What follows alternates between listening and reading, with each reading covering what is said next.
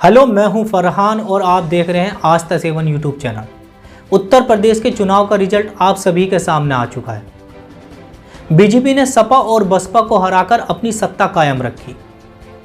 क्या वजह रही सपा और बसपा की उत्तर प्रदेश में चुनाव हारने की?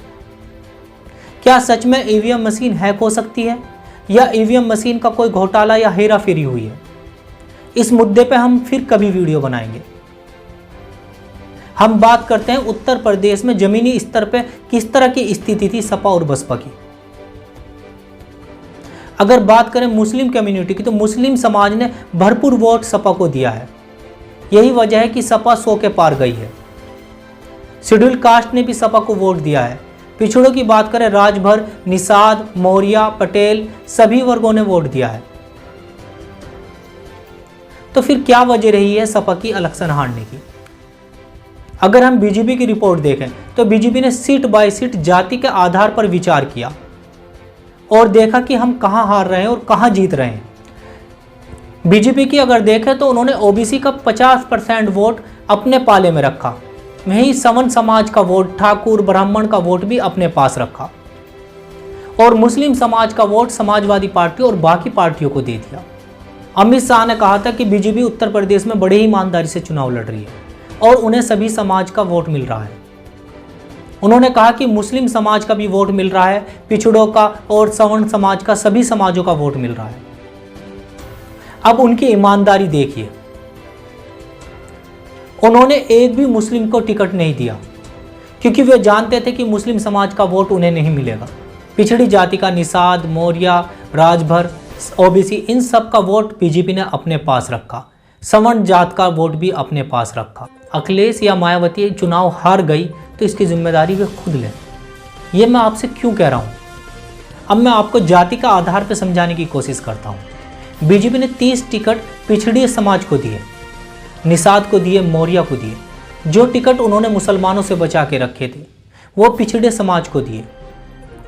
इसकी सबसे बड़ी वजह यह है कि पिछड़ा समाज कभी भी पार्टी को वोट नहीं करता, वो कैंडिडेट को वोट करता है। वो अपने समाज के कैंडिडेट को वोट करता है। यही वजह थी जो बीजेपी ने पिछड़े समाज को टिकट दिए। अब आप इसका बिल्कुल उल्टा देखिए। अखिलेश यादव ने 80 टिकट सवर्ण समाज को दिए और सवर्ण समाज कभी भी कैंडिडेट को वोट नहीं करता, वो पार्टी को वोट करता है। और एक सर्वे के मुताबिक सारा वोट सवर्ण समाज का बीजेपी पे गया है। इनका राजनीति सलाहकार कौन है?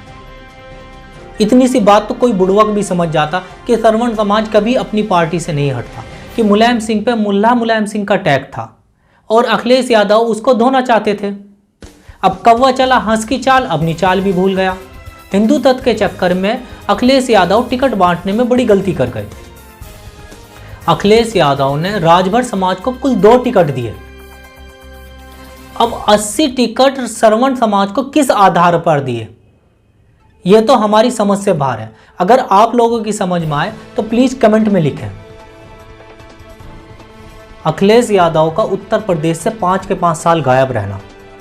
इलेक्शनों के टाइम ही उत्तर प्रदेश में अखिलेश यादव एक्टिव रहे। आप देख सकते हैं कि कोरोना के टाइम में बीजेपी बहुत ही कमजोर पड़ गई थी। अखिलेश यादव चाहते तो इसको भुना सकते थे, पर खुद अखिलेश यादव भी कोरोना के टाइम पे गायब थे उत्तर प्रदेश से।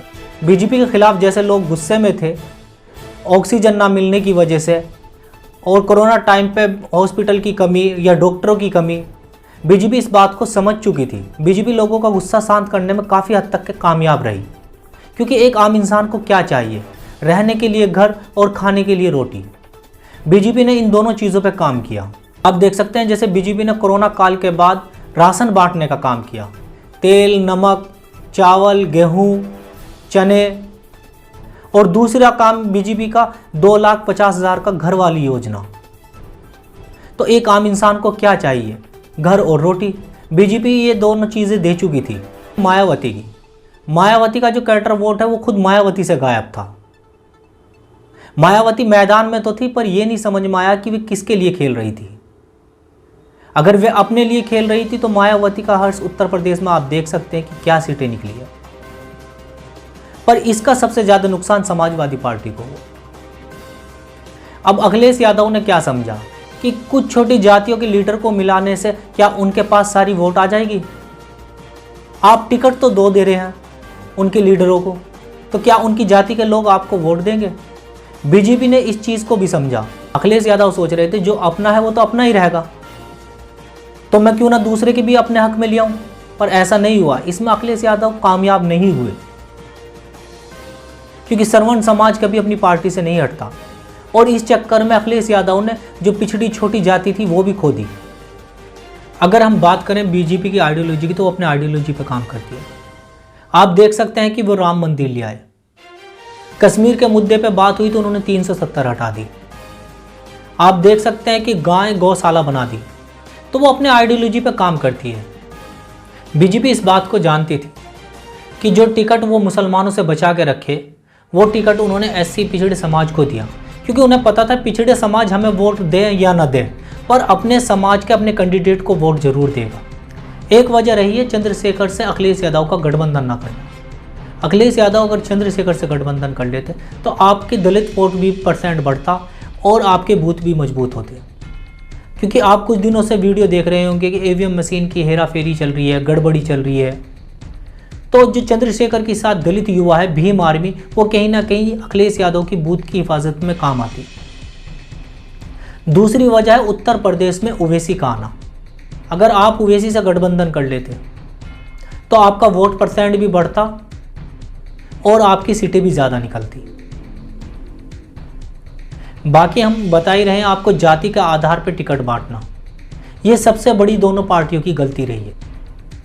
ये वजह सबसे बड़ी रही है उत्तर प्रदेश में अखिलेश यादव और मायावती की हार की। यही वजह है जो दोनों को उत्तर प्रदेश में हार का मुंह देखना पड़ा।